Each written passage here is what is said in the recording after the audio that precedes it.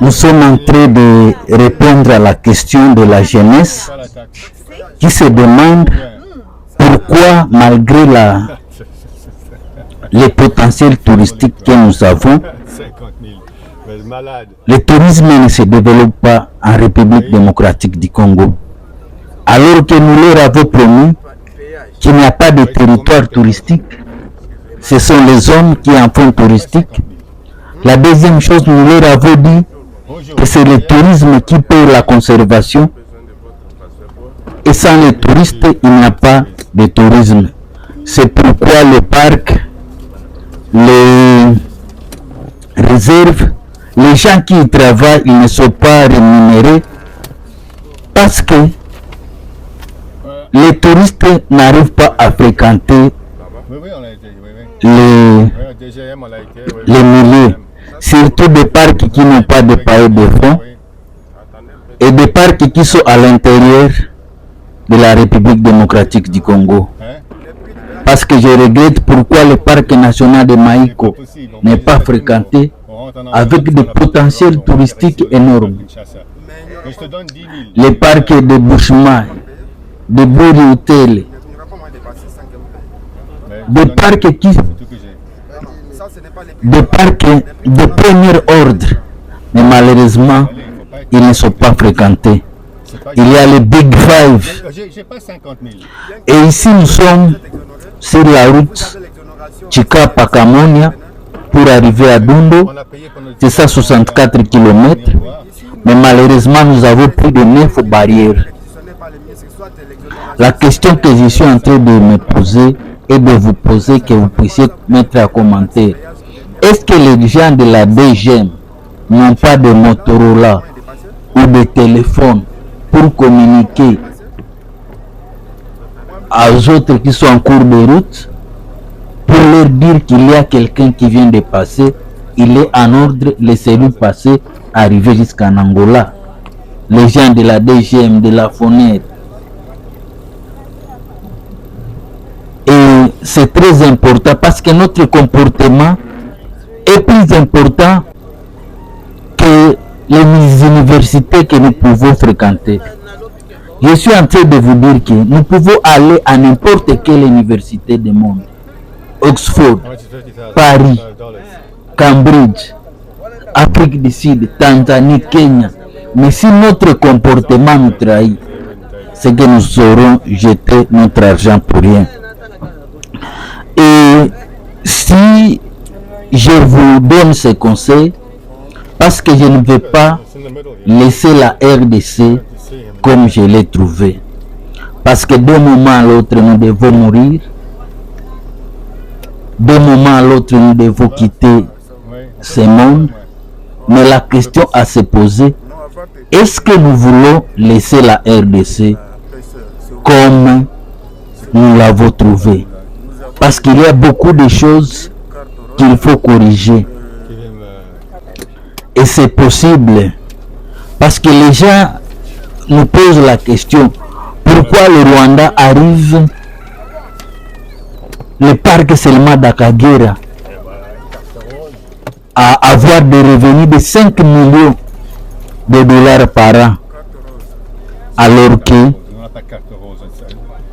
c'est un seul parc. Mais nous, en RDC, on a des difficultés dans certains parcs à avoir des recettes de 50 000 dollars ou de 10 000 dollars par an.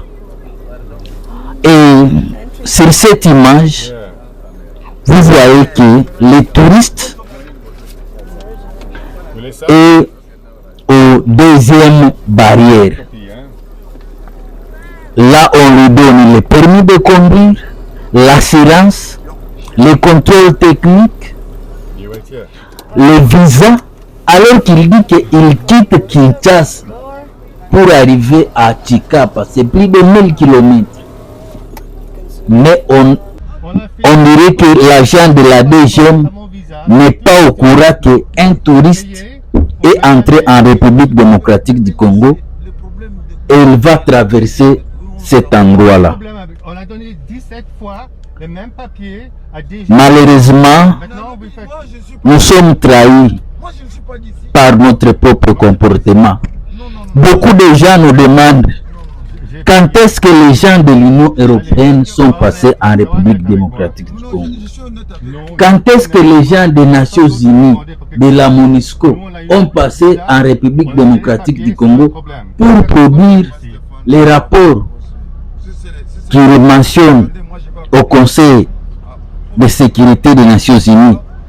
Ce sont déjà comme ça qui donnent des rapports, qui disent les réalités sur le terrain.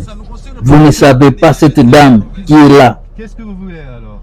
Qu'est-ce que vous voulez? Ce qu'elle représente dans son pays. Qu'est-ce que tu veux? Vous ne savez pas l'homme qui conduit les véhicules, ce qu'il représente dans son pays. Donc nous manifestons la pauvreté.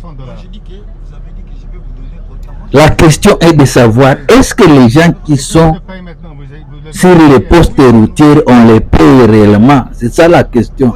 Parce que nous pouvons le condamner alors qu'on ne le paye pas. C'est la seule façon de survivre, de s'abattre à tout passant. Parce que chaque passant qui passe à vélo, c'est 1000 francs. Regardez l'environnement tout autour. Ce sont des maisons en paille. Les Kasaï qui est renommé le monde du diamant. Donc si on veut chercher les diamants, il faut aller au Kasaï. Mais regardez la construction, les routes, des maisons en paille, des maisons en boue, alors qu'ils récoltent l'argent de la fenêtre. Ils ont l'argent sur les marchandises, des véhicules, les taxes provinciaux. Mais regardez la construction, ça nous fait la honte. La question est de savoir, est-ce que nous voulons laisser la RDC comme on l'a trouvé? Comment un businessman peut quitter en Angola pour arriver aux mines qui sont au Kasaï?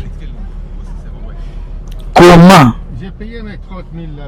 il va arriver pour visiter le lac Foix, le lac Mukamba, l'Empire Cuba, avec ce genre de comportement? Donc notre comportement nous trahit. Et si nous continuons comme ça, c'est que l'argent que nous donnons aux profs à l'école pour que un jour nous puissions avoir le retour à l'investissement, cet argent se perd. Donc vous voyez comment l'homme, il s'acharne aux touristes. Il ne sait pas ce qu'il représente.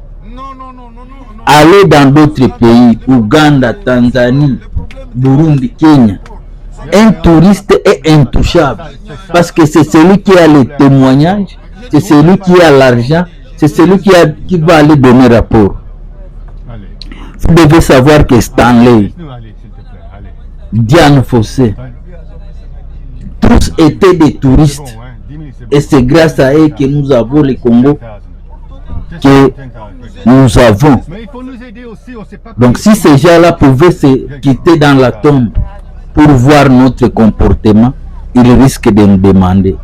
Finalement, on leur a demandé 50 000 francs. Imaginez chaque véhicule, on les demande 50 000 francs. Mais où va cet argent avec ce genre de comportement? Où va l'argent avec ce genre de comportement? Moi, je pense que nous avons le faible niveau d'éducation. Et si j'étais ministre d'enseignement, je risque de dire qu'on puisse laisser d'autres choses à enseigner, qu'on puisse nous enseigner le business. Parce que c'est le business qui va nous aider. L'hospitalité est plus important que la compétence. Regardez le comportement que nous affichons à nos barrières. Vous devez savoir que la RDC, c'est 3000 km pour quitter de bout à bout. Comment il va arriver au Bazouélé, au Ouélé, avec ce genre de comportement en cours de route? Comment? Il faut répondre dans les commentaires comment